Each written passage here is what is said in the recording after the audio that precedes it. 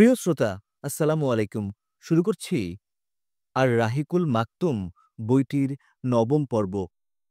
মুসলমানদের প্রতি কাফির মুশরিকদের জুলুম নির্যাতন।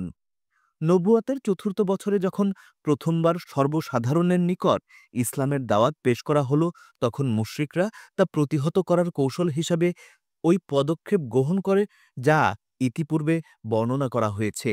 এ কৌশল কার্যকর করার ব্যাপারে তারা ধীরে চলার নীতি অবলম্বন করে অগ্রসর হতে থাকে আস্তে আস্তে।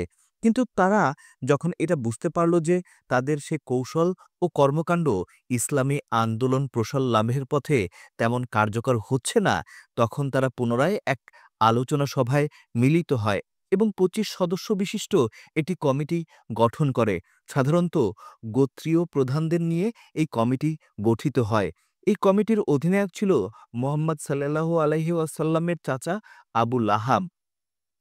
অবস্থার পরিপ্রেক্ষিতে কমিটির সদস্যগণ পরস্পর আলাপ আলোচনা ও সলা পরামর্শের মাধ্যমে সিদ্ধান্ত গ্রহণ করল যে মুহাম্মদ সাল্লাল্লাহু আলাইহি ওয়াসাল্লামকে ইসলাম প্রচার থেকে নিবৃত্ত করা এবং মুসলমানদেরকে ইসলামের গণ্ডি থেকে বের করে আনার লক্ষ্যে অন্যায়, অত্যাচার ও নির্যাতনের কঠোর ব্যবস্থা অবলম্বনে তারা কোনো ধরনের দ্বিধা সংকোচ করবে না। উক্ত সিদ্ধান্ত গ্রহণের পর তা যথাযথভাবে বাস্তবায়নের লক্ষ্যে মুশরিকরা সংকল্পবদ্ধ হয়। মুসলমান এবং বিশেষ করে দুর্বল শ্রেণীর মুসলমানদের নিয়ে মুশরিকদের তেমন কোনো সমস্যাই ছিল না। তাদের প্রকৃত সমস্যা ছিল রাসূল সাল্লাল্লাহু আলাইহি সাল্লামকে নিয়ে। ব্যক্তিগত জীবনে তিনি ছিলেন অত্যন্ত মর্যাদাসম্পন্ন। বংশমর্যাদার ক্ষেত্রেও তিনি ছিলেন উন্নত ব্যক্তিত্বের অধিকারী। শত্রু মিত্রপক্ষের কেউ তার নিকট আগমন করলে তাকে মান মর্যাদা বা ইজ্জতের ভূষণে ভূষিত হয়েই সেখানে আগমন করতে হতো। কোনো দুষ্ট দুরাচার কিংবা অনাচারীর পক্ষে তার সম্মুখে কোনো অশ্লীল বা জঘন্য কাজ করার মতো ধৃষ্টতা প্রদর্শন কখনোই সম্ভব হতো না। রাসূল সাল্লাল্লাহু আলাইহি ওয়াসাল্লাম এর উল্লেখিত গুণাবলী এবং ব্যক্তিগত বৈশিষ্ট্যাবলী ও প্রভাব প্রতিপত্তির সাথে সংযুক্ত হল চাচা আবু তালিবের সাহায্য, সহযোগিতা ও সমর্থন।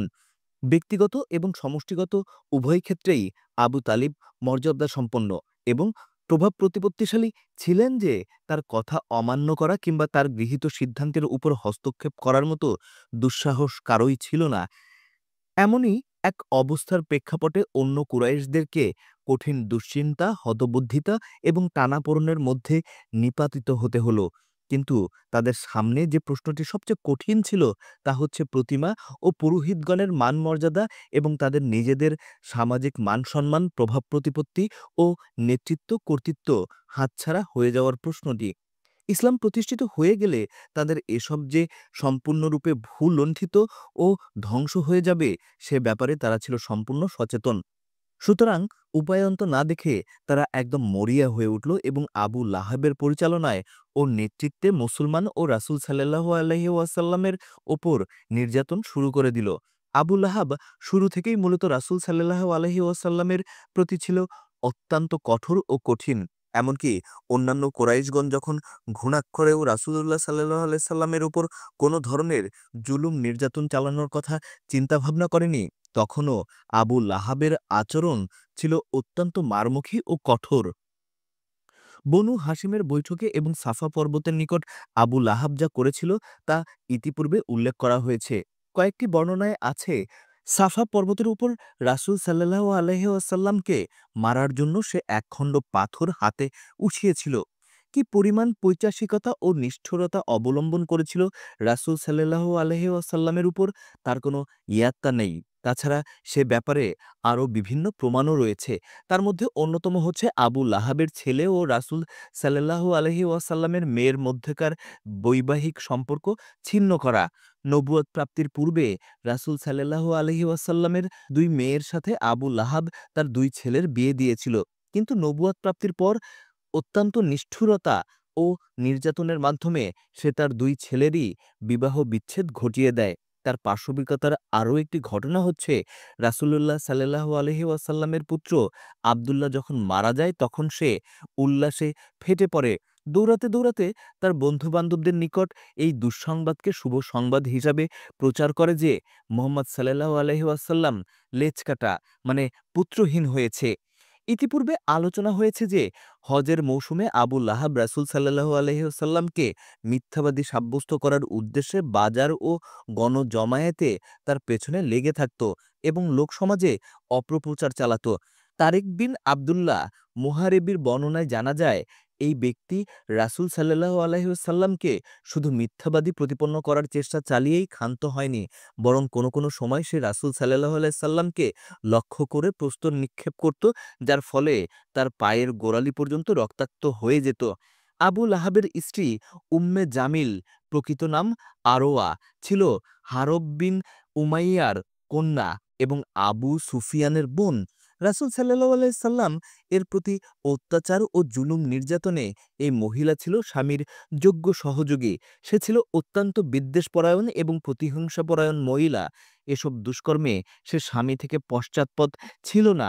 সে রাসূল সাল্লাল্লাহু আলাইহি সাল্লাম এর চলার পথে এবং দরজায় কাটা, কটূক্তি করা, মিথ্যা অপবাদ দেয়া ইত্যাদি নানাবিধ জঘন্য কাজকর্মে লিপ্ত থাকত।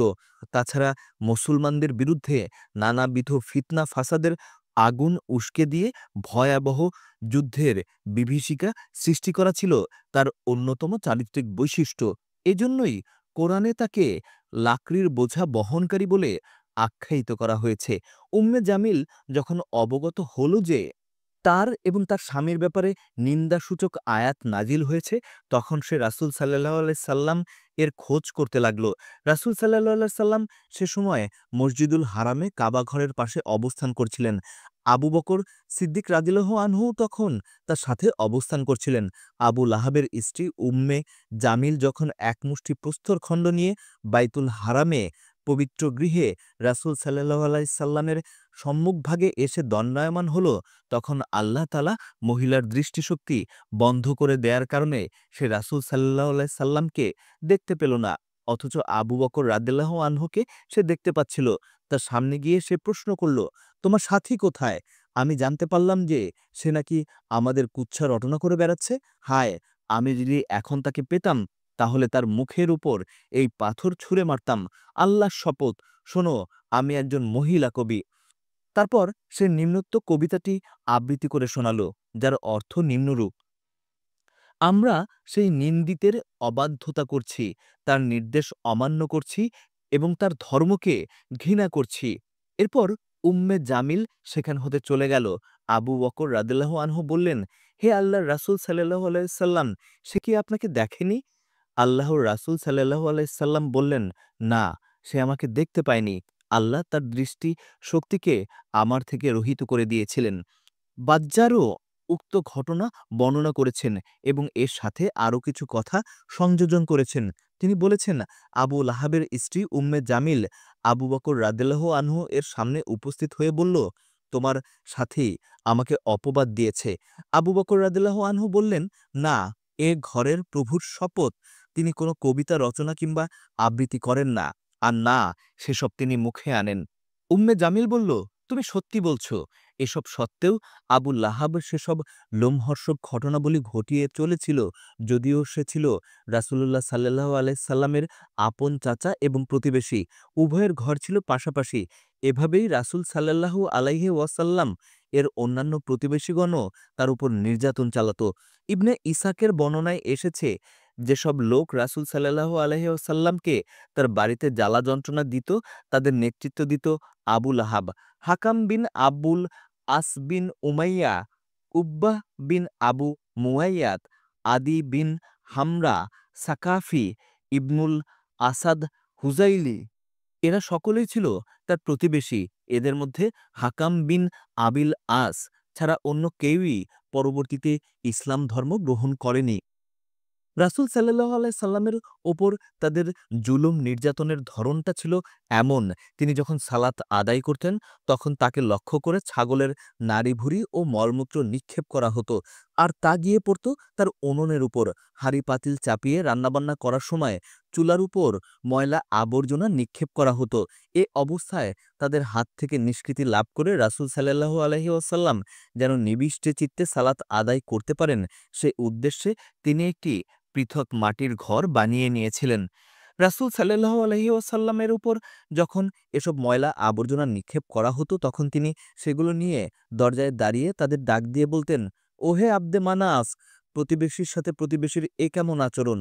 তারপর রাসূল সাল্লাল্লাহু আলাইহি ওয়াসাল্লাম বাইরে সেগুলো ময়লা আবর্জনার স্তূপে ফেলে দিয়ে আসতেন।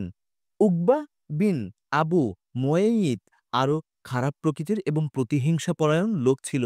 সহিহ বুখারীতে আব্দুল্লাহ বিন মাসউদ রাদিয়াল্লাহু আনহু হতে বর্ণিত হয়েছে, একদা রাসূল সাল্লাল্লাহু আলাইহি সাল্লাম বাইতুল্লাহর পাশে সালাত আদায় করছিলেন।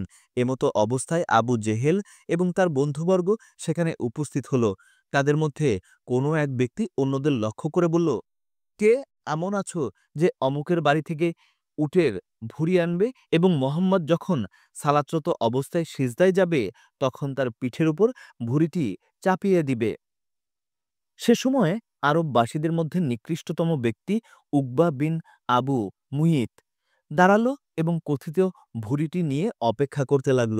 রাসূল সাল্লাল্লাহু আলাইহি সাল্লাম যখন সিজদায় গেলেন তখন সে ভুঁড়িটি নিয়ে পিঠের উপর চাপিয়ে দিল।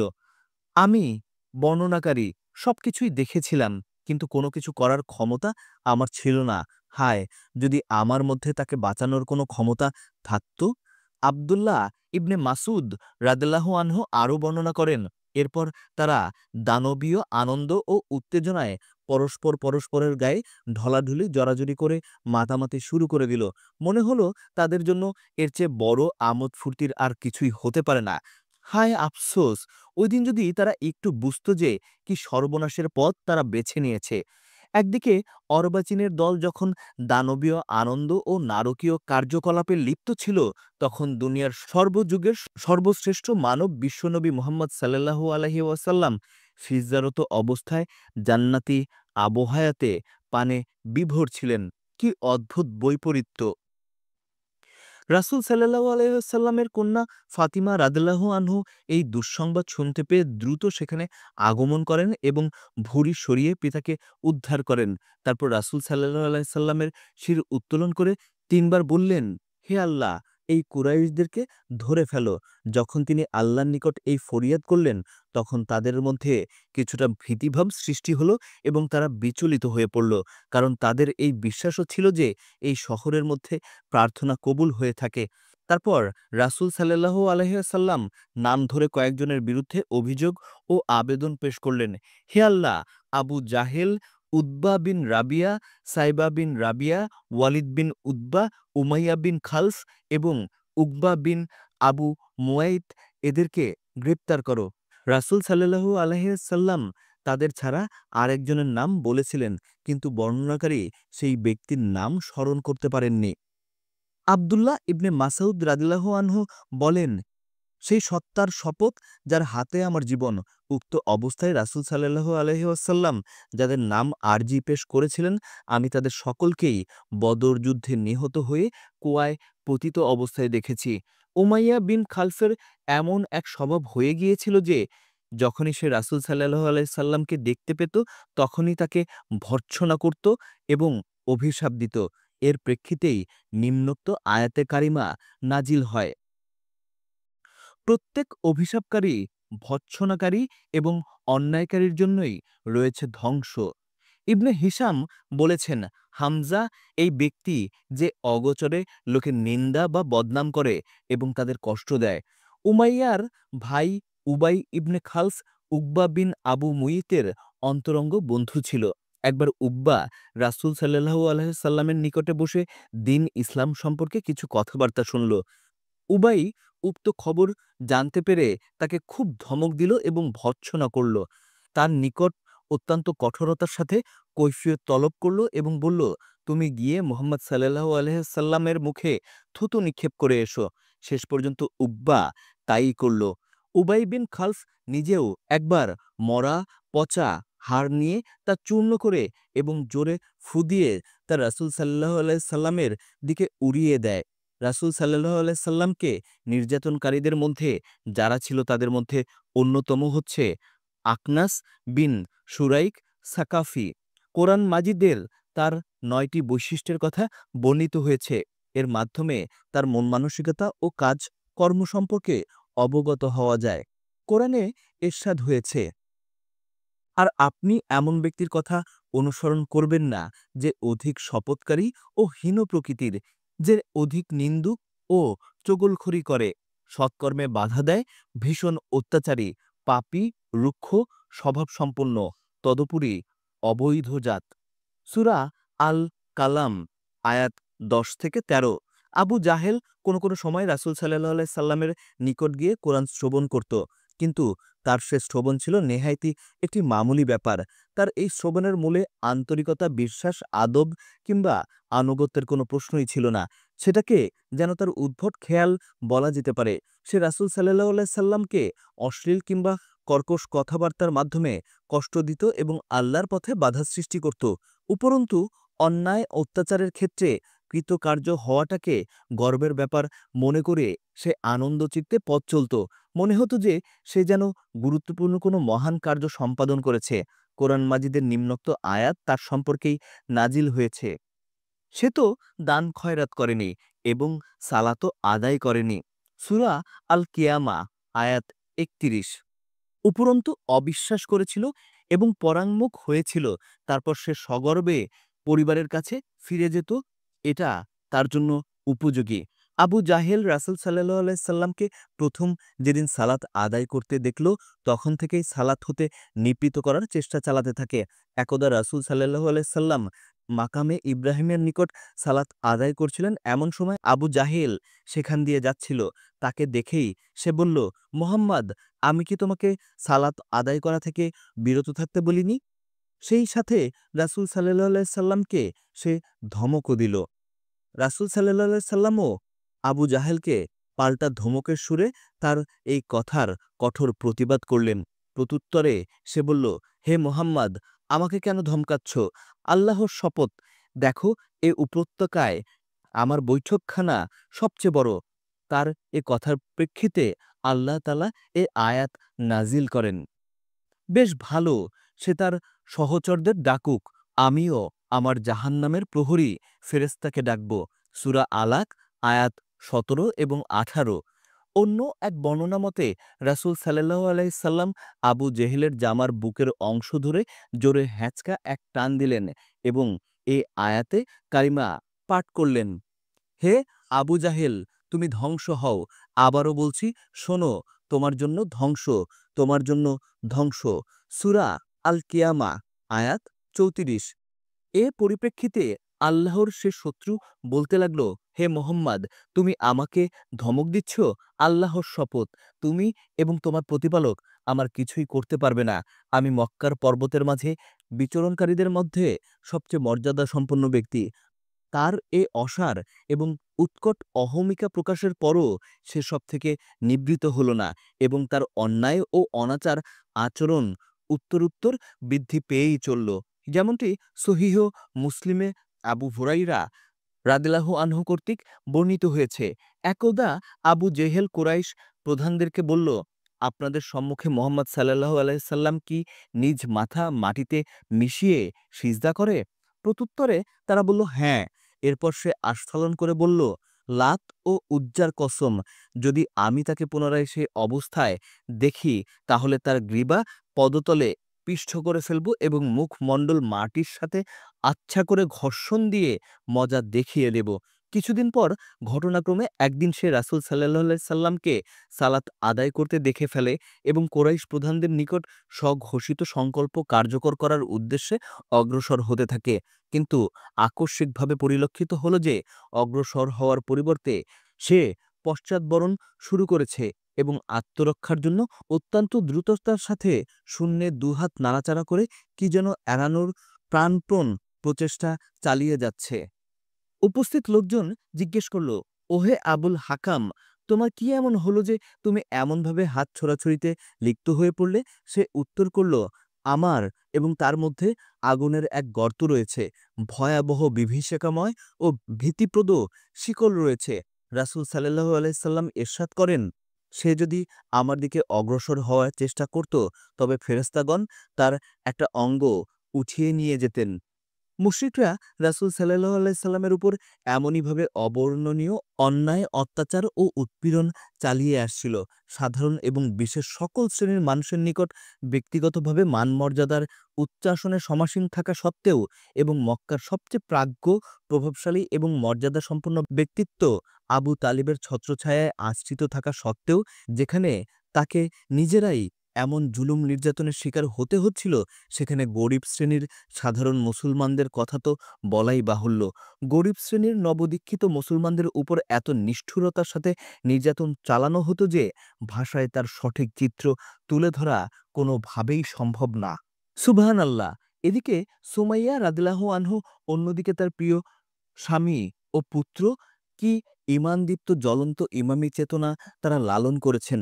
প্রত্যেক গোত্রই নিজ নিজ গোত্রের মুসলিমদের উপর নির্যাতন চালাত।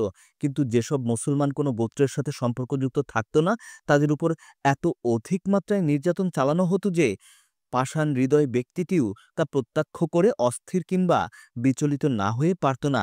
আবু জাহেল যখন কোনো সম্ভ্রান্ত বা শক্তিধর ব্যক্তির মুসলমান হওয়ার কথা শুনত, তখন সে তাকে যা ইচ্ছে তাই বলে গালিগালাজ করত, অপমান অপদস্থ করত এবং ধন সম্পদের ক্ষয়ক্ষতির ভয় দেখাত। জাতিগোষ্ঠীর কোনো দুর্বল লোক যদি মুসলমান হতো, তাহলে তাকে সে অত্যন্ত নির্দয়ভাবে মারধর করত। সেই সাথে অন্যদেরকেও মারধর করার জন্য প্ররোচিত করত। ইবনে মোয়াব বিন উমাইর রাদিয়াল্লাহু আনহু এর মা যখন তার ইসলাম গ্রহণের খবর জানতে পারল, তখন সে তার আহারাদি বন্ধ করে দিল এবং তাকে বাড়ি থেকে বের করে দিল। প্রথম জীবনে তিনি আরাম আয়েশ ও সুখ স্বাচ্ছন্দ্যে বড় হয়েছিলেন, কিন্তু ইসলাম গ্রহণের পর তিনি এতই কঠিন কষ্টের সম্মুখীন হয়েছিলেন যে সাপের গা থেকে খুলে পড়া খোলসের মতো তার গায়ের চামড়া খুলে খুলে পড়ত। বেলাল রাদিয়াল্লাহু আনহু উমাইয়া বিন খালফ জুহামির কৃতদাস ছিলেন। তিনি ইসলাম গ্রহণ করায় উমাইয়া তার গলায় রশি বেঁধে দুষ্ট ছেলেদের হাতে ধরিয়ে দিত। তারা সেই রশি ধরে তাকে পথে প্রান্তরে টেনে হিঁচড়ে নিয়ে বেড়াত। এমনকি টানাটানির ফলে তার গলায় রশির দাঁত বসে যেত। উমাইয়া স্বয়ং তার হাত পা বেঁধে তাকে প্রহার করত এবং প্রখর রোদে বসিয়ে রাখত। তাকে খানা পানি না দিয়ে ক্ষুধার্ত ও পিপাসার্ত রাখত। এসবের চেয়েও অনেক বেশি কঠিন ও কষ্টকর হতো তখন, যখন দুপুরবেলায় প্রখর রৌদ্রের সময় কঙ্কর ও বালি আগুনের মতো উত্তপ্ত হয়ে উঠত এবং তাকে সেই উত্তপ্ত বালির উপর শুইয়ে দিয়ে তার বুকের উপর পাথর চাপা দেওয়া হতো। তারপর বলতো, আল্লাহর শপথ, তুই এভাবেই শুয়ে থাকবি, তারপর মৃত্যুর কোলে ঢলে পড়বি, অথবা মোহাম্মদ সাল্লাল্লাহু আলাইহি সাল্লামের সাথে কুফরি করবি। একদিন বেলাল রাদিয়াল্লাহু আনহু এমনিতর এক দুঃসহ অবস্থার মধ্যে নিপতিত ছিলেন। তখন আবু বকর সিদ্দিক রাদিয়াল্লাহু আনহু সে পথ দিয়ে যাচ্ছিলেন। তিনি বেলাল রাদিয়াল্লাহু আনহুকে এক কালো দাস এবং ২০০ দেরহাম অথবা ২৮০ দিরহাম বা ১ কেজিরও বেশি রৌপ্য এর বিনিময়ে ক্রয় করে তাকে মুক্ত করে দেন। আম্মার বিন ইয়াসির বনু মাকজুমের কৃতদাস ছিলেন। তার পিতার নাম ইয়াসির এবং মাতার নাম সুমাইয়া। তিনি এবং তার পিতামাতা সকলেই একই সাথে ইসলাম ধর্ম গ্রহণ করেন। ইসলাম গ্রহণের কারণে তাদের উপর কিয়ামতের আযাব নেমে আসে। ইয়াসির রাদিয়াল্লাহু আনহু এর পায়ে ২টি রশি বেঁধে দেয়া হয় এবং রশির মাথা ২টি উটের পায়ে বেঁধে দিয়ে উট দুটিকে খুব জোর কদমে বিপরীত মুখে তাড়ানো হয়। এর ফলে তার দেহ দ্বিখণ্ডিত হয়ে যায় এবং তৎক্ষণাৎ তিনি মৃত্যুমুখে পতিত হন। পাষণ্ড আবু জেহেল সুমাইয়া রাদিয়াল্লাহু আনহু এর গোপনাঙ্গে বর্ষা বিদ্ধ করে হত্যা করে। মুসলিম মহিলাদের মধ্যে সুমাইয়া রাদিয়াল্লাহু আনহু ছিলেন প্রথম শহীদ। দুপুরবেলা প্রখর রৌদ্রতাপে মরুভূমির বালুকণা এবং কঙ্কররাশি যখন আগুনের মতো উত্তপ্ত থাকত, তখন আবু জাহেলের নেতৃত্বে মুশরিকরা আম্মার রাদিয়াল্লাহু আনহুকে নিয়ে সেই উত্তপ্ত বালি এবং কঙ্করের উপর শুইয়ে দিয়ে শাস্তি দিত। একদিন সেখানে যখন সেভাবে শাস্তি দেওয়া হচ্ছিল, এমন সময় রাসূল সাল্লাল্লাহু আলাইহি ওয়াসাল্লাম সে পথ দিয়ে যাচ্ছিলেন। আম্মার রাদিয়াল্লাহু আনহুকে লক্ষ্য করে তিনি বললেন, হে ইয়াসবিরের বংশধর, ধৈর্য ধারণ করো, তোমাদের স্থান জান্নাতে। এভাবে আম্মার রাদিয়াল্লাহু আনহুর উপর নির্যাতন চলতে থাকে। কখনো তাকে প্রখর রোদে শুইয়ে দিয়ে তার বুকে পাথর চাপা দেওয়া হতো, কখনো বা পানিতে ডুবিয়ে শাস্তি দেওয়া হতো। মুশরিকরা তাকে বলতো, যতক্ষণ তুমি মোহাম্মদ সাল্লাল্লাহু আলাইহি সাল্লামকে গালমন্দ না করবে এবং আমাদের উপাস্য লাত ও উজ্জা সম্পর্কে উত্তম কথা না বলবে, ততক্ষণ পর্যন্ত তোমাকে মুক্তি দেয়া হবে না। অত্যন্ত নিরুপায় হয়ে আম্মার রাদিয়াল্লাহু আনহু তাদের কথা মেনে নিলেন। তারপর আম্মার রাদিয়াল্লাহু আনহু রাসূল সাল্লাল্লাহু আলাইহি সাল্লামের দরবারে উপস্থিত হয়ে কান্না বিজড়িত কণ্ঠে সবিস্তরে ঘটনা বর্ণনা করে আল্লাহর দরবারে ক্ষমা প্রার্থনা করলেন। এই কারণে এই আয়াতে কারিমা নাজিল হলো। আল্লাহর উপর বিশ্বাস স্থাপনের পর যে কুফরি করে তার জন্য ক্রোধ ও কঠিন শাস্তি রয়েছে, কিন্তু যাকে বাধ্য করা হয় অথচ তার অন্তর বিশ্বাসে অটল থাকে তার জন্য চিন্তার কিছুই নেই। সূরা নাহল আয়াত ১০৬।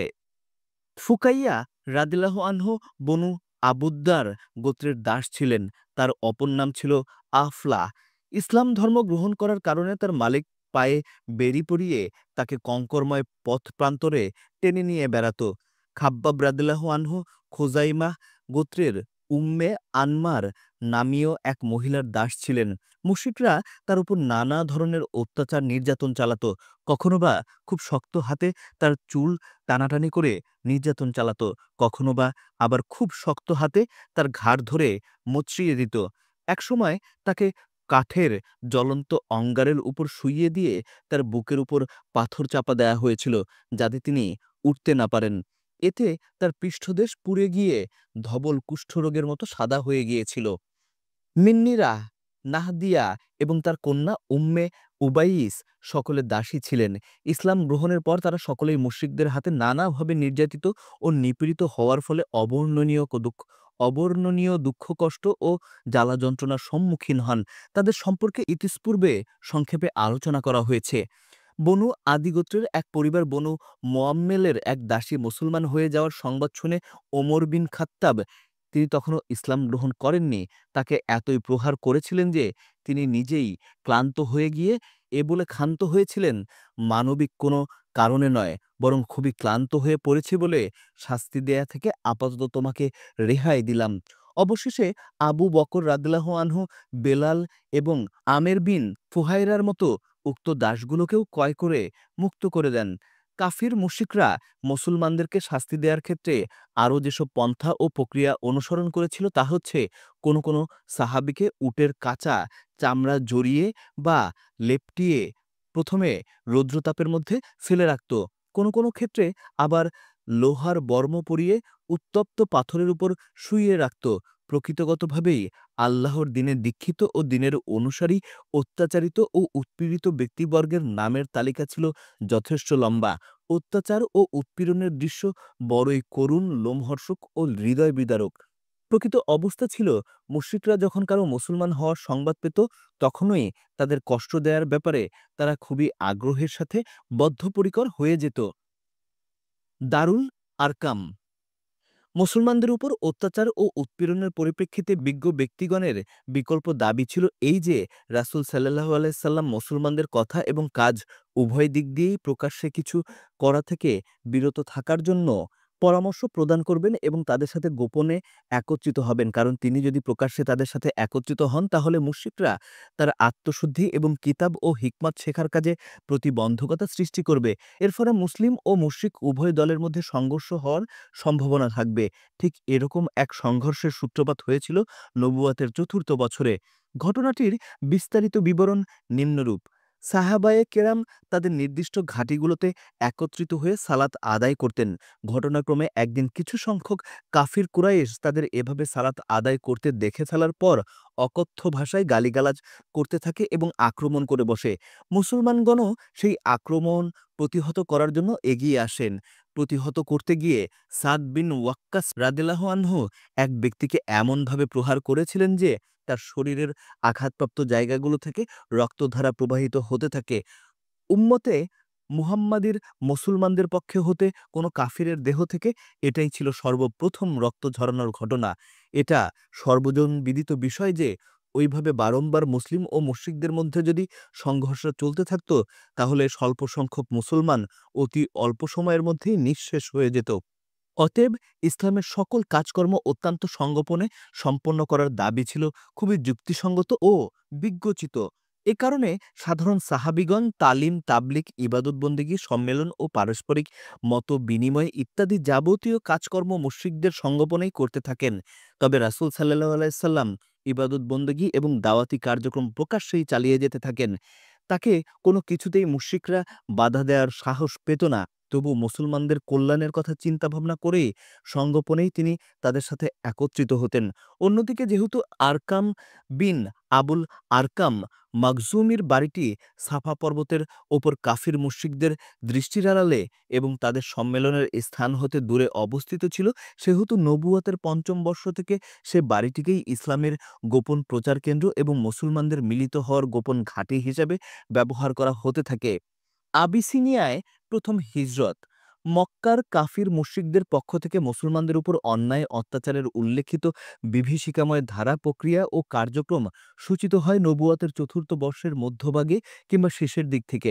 জুলুম নির্যাতনের শুরুতেই এ মাত্রা ছিল সামান্য, কিন্তু দিনের পর দিন, মাসের পর মাস সময় যতই অতিবাহিত হতে লাগলো, জুলুম নির্যাতনের মাত্রা ততই বৃদ্ধি পেতে লাগলো। এক পর্যায়ে বৃদ্ধি পেতে পেতে পঞ্চম বর্ষের মধ্যভাগে তা চরম পর্যায়ে পৌঁছালো। শেষ পর্যন্ত এমন এক অবস্থার সৃষ্টি হলো যে মক্কার মুসলমানদের টিকে থাকাই একেবারে অসম্ভব প্রায় হয়ে উঠল। তাই এই বিভীষিকার কবল থেকে পরিত্রাণ লাভের উদ্দেশ্যে তারা বাধ্য হলেন হিজরতের পথ পাড়ি দিতে। উক্ত অনিশ্চয়তা এবং দুঃখ দুর্দশার ঘোর অন্ধকারাচ্ছন্ন অবস্থার মধ্যে আল্লাহ তাআলার পক্ষ থেকে তাদেরকে জানিয়ে দেওয়া হলো, আল্লাহর জমিন মোটেও সংকীর্ণ নয়। আল্লাহ কোরআনে এভাবে ইরশাদ করেছেন, যারা এ পৃথিবীতে সৎকর্ম করে তাদের জন্য রয়েছে উত্তম বিনিময়। আল্লাহর জমিন প্রশস্ত, ধৈর্যশীলদের জন্য রয়েছে বেহিসাব পুরস্কার। সূরা জুমার আয়াত ১০। কিন্তু এর মধ্যে যে ৩টি ঘটনার উল্লেখ করা হয়েছে আল্লাহ রাব্বুল আলামিনের পক্ষ থেকে, সেগুলো ছিল মুমিন বান্দাদের জন্য তাদের ভবিষ্যৎ সম্পর্কে ইঙ্গিতস্বরূপ। যেমন আসহাবে কাহাফের ঘটনা থেকে এই শিক্ষা বা ইঙ্গিত পাওয়া যায় যে যখন দিন ও ঈমান মারাত্মক হুমকির সম্মুখীন হয়, তখন কুফর বা অবিশ্বাস এবং অন্যায় অত্যাচারের কেন্দ্রস্থল থেকে আল্লাহ তাআলার অনুগ্রহের উপর ভরসা রেখে অন্যত্র হিজরত করে যাওয়া কর্তব্য। এরশাদ হয়েছে, আর যখন তোমরা তাদের হতে এবং আল্লাহ ব্যতীত তারা যাদের ইবাদত করেছে তাদের থেকে পৃথক হয়ে গেলে, তখন তোমরা গুহায় আশ্রয় গ্রহণ করো। তবেই তোমাদের প্রভু তোমাদের জন্য নিজ রহমত প্রসারিত করবেন এবং তোমাদের কাজকে অনুকূল করে দিবেন। সূরা আল কাহাফ আয়াত ১৬। মুসা আলাইহিসসালাম এবং খিজির আলাইহিসসালামের ঘটনাবলী হতে এটা প্রতীয়মান হয় যে কোনো কিছুর ফলাফল সকল ক্ষেত্রেই প্রকাশ্য অবস্থান অনুযায়ী হয় না, কোনো কোনো ক্ষেত্রে বরং অবস্থা সম্পূর্ণ বিপরীত হয়ে থাকে। অতএব উক্ত ঘটনায় সে কথার প্রতি সূক্ষ্মভাবে ইঙ্গিত প্রদান করা হয়েছে যে বর্তমান সময়ে মুসলমানদের বিরুদ্ধে যে অন্যায় অত্যাচার করা হচ্ছে তার ফল বৈপরীত্যের মধ্যেই সম্ভব হবে এবং এ অবাধ্য মুশরিকরা যদি ইসলাম গ্রহণ না করে তবে ভবিষ্যতে তারা নির্যাতিত ও উৎপীড়িত মুসলমানদের নিকট পরাজিত হবে এবং নমনীয় হয়ে তাদের সাথে আপোষ মীমাংসা করতে বাধ্য হবে। প্রসঙ্গত এখানে জুলকারনাইনের কথা উল্লেখ করা যেতে পারে। জুলকারনাইনের ঘটনায় কয়েকটি নির্দিষ্ট বিষয়ের প্রতি ইঙ্গিত করা হয়েছে। সেগুলো হচ্ছে যথাক্রমে: ১. এই যে পৃথিবী, এর প্রকৃত মালিক হচ্ছেন আল্লাহ তাআলা। তিনি নিজ বান্দাদের মধ্য থেকে যাকে ইচ্ছে করেন তাকে উত্তরাধিকার দান করেন। ২.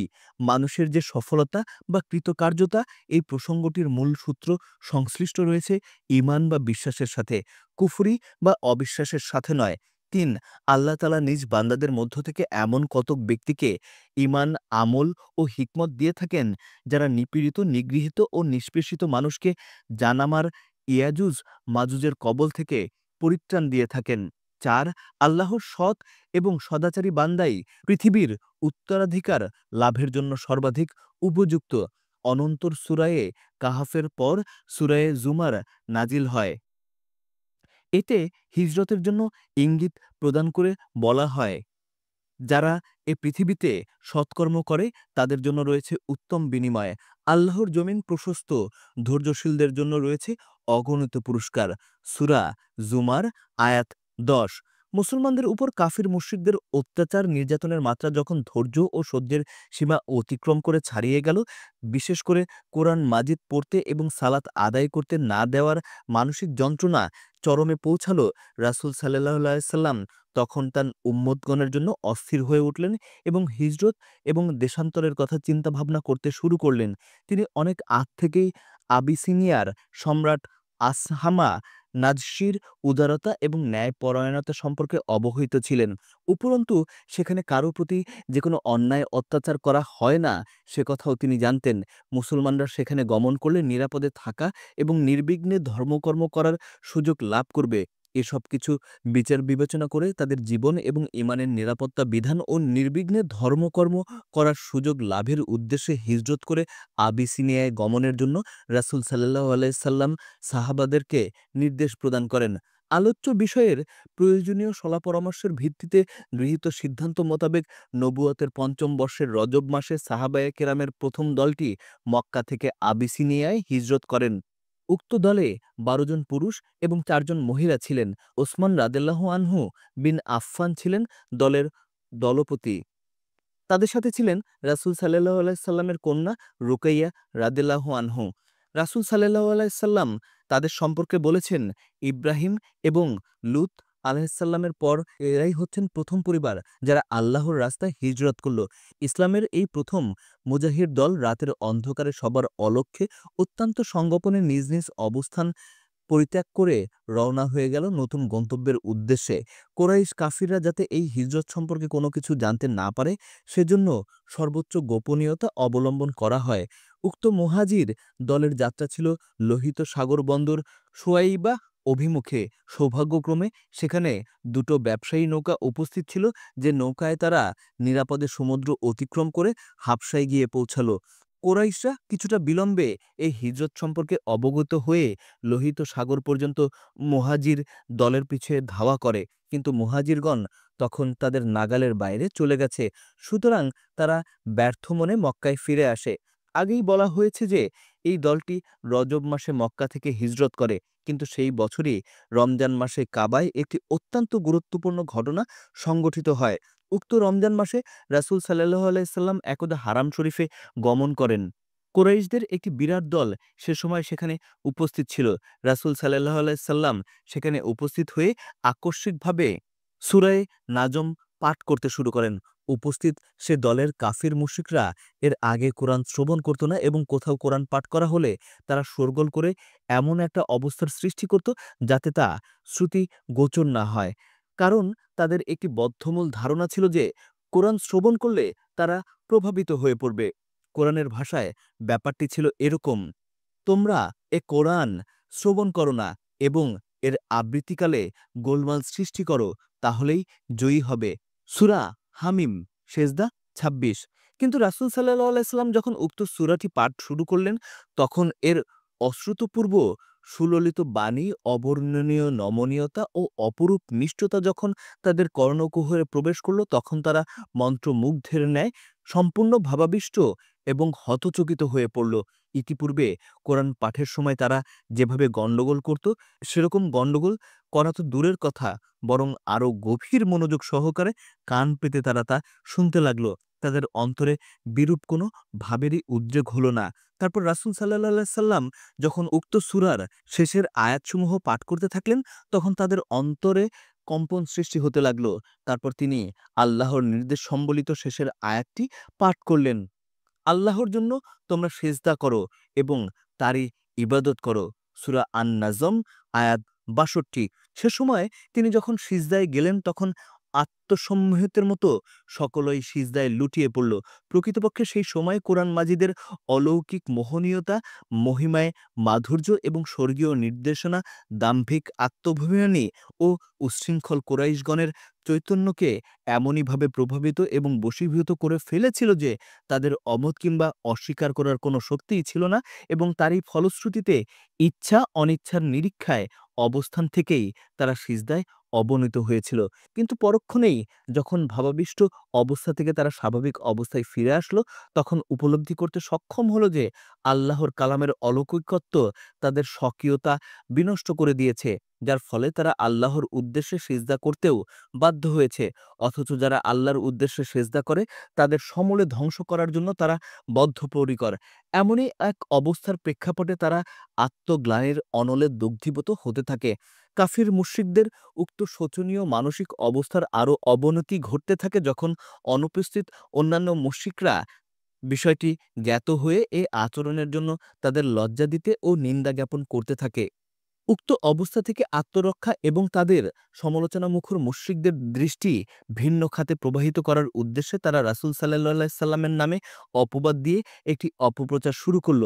তারা একটি নির্জলা মিথ্যাকে নানা রূপ এবং রং দিয়ে রাসূল সাল্লাল্লাহু সাল্লামের নামে প্রচার শুরু করল যে তিনি তাদের প্রতিমাসমূহের ইজ্জত ও সম্মানের প্রসঙ্গে উল্লেখ করেছেন।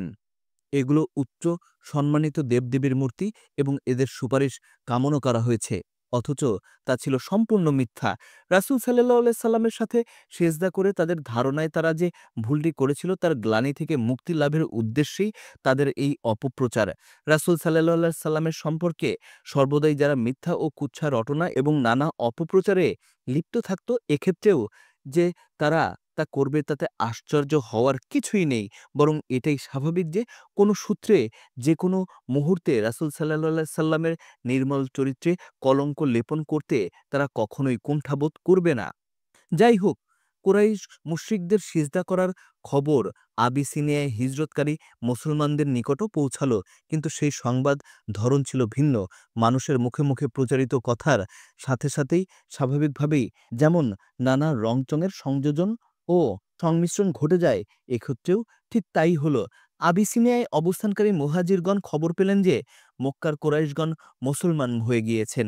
উক্ত কথা শোনামাত্রই স্বদেশে প্রত্যাবর্তনের জন্য অনেকেরই মনে আগ্রহ পরিলক্ষিত হলে পরবর্তী শাওয়াল মাসেই তাদের একটি দল মক্কা অভিমুখে যাত্রা করলেন।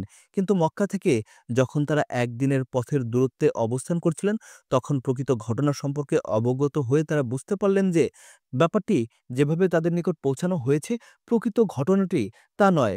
তাই দলের কিছু সংখ্যক লোক আবিসিনিয়ায় অভিমুখে পুনরায় যাত্রা করলেন এবং কিছু সংখ্যক লোক অত্যন্ত সঙ্গোপনে কিংবা কুরাইশগণের আশ্রয়ে মক্কায় প্রবেশ করলেন। আবিসিনিয়ায় দ্বিতীয়বার হিজরত। তারপর মক্কায় প্রত্যাগত মুহাজিরগণের ওপর বিশেষভাবে এবং অন্যান্য মুসলমানদের উপর সাধারণভাবে কুরাইশদের অন্যায় অত্যাচার ও উৎপীড়নের মাত্রা আরও বহুগুণে বৃদ্ধি পেল।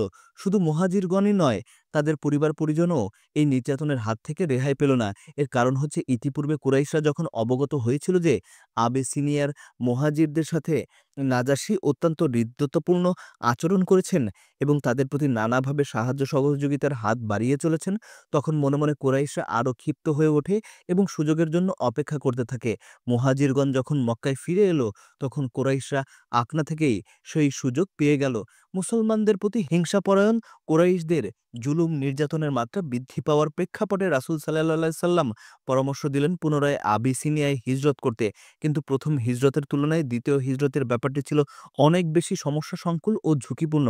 কারণ প্রথমবার হিজরতের সময় কুরাইশরা বিষয়টি সম্পর্কে মোটেও সচেতন ছিল না, কিন্তু এবার তারা স্বতন্ত্র প্রহরীর মতো সচেতন এবং যে কোনো মূল্যে এ ধরনের প্রচেষ্টা প্রতিহত করার ব্যাপারে বদ্ধপরিকর ছিল। অবশ্য কাঙ্ক্ষিত উদ্দেশ্য সাধনে সাফল্য লাভের ব্যাপারে কুরাইশদের তুলনায় মুসলমানদের সচেতনতা ও ঐকান্তিকতার মাত্রা ছিল অনেক গুণে বেশি। উপরন্তু নিরীহ নির্দোষ এবং ন্যায়নিষ্ঠ মুসলমানদের প্রতি ছিল আল্লাহ তাআলার বিশেষ রহমত, যার ফলে কুরাইশদের তরফ থেকে কোনো অনিষ্ট কিংবা প্রতিবন্ধকতা আসার আগেই তারা সহি সালামতে গিয়ে পৌঁছালেন হাবশার সম্রাটের দরবারে। দ্বিতীয় দফায় সর্বমোট ৮২ কিংবা ৮৩ জন পুরুষ হিজরত করেছিলেন। এর মধ্যে আম্মার রাদিয়াল্লাহু আনহু এর হিজরত সম্পর্কে মতপার্থক্য রয়েছে এবং ১৮ কিংবা ১৯ জন মহিলাও সে দলে ছিলেন। আল্লামা সুলাইমান মহিলা মুহাজিরগণের সংখ্যা মোট ১৮ জন বলে উল্লেখ করেছেন। প্রিয় শ্রোতা, এই ছিল আমাদের নবম পর্ব। আশা করি আমাদের প্রিয় নবী হজরত মুহাম্মদ সাল্লাল্লাহু আলাইহি সাল্লামের সিরাত আপনাদের ভালো লাগছে। যদি আমাদের এই প্রচেষ্টা আপনাদের ভালো লেগে থাকে এবং আপনারা আমাদের নবীর জীবন সম্পর্কে আরও গভীরভাবে জানতে চান, তাহলে এই বইটি নিঃসন্দেহে সর্বোৎকৃষ্ট গ্রন্থ। আশা করি আমাদের এই পাঠ, আমাদের এই চেষ্টা আপনাদের ভালো লাগবে। সবাই আমাদের জন্য দোয়া করবেন। আজকের মতো এখানেই শেষ করছি। আসসালামু আলাইকুম।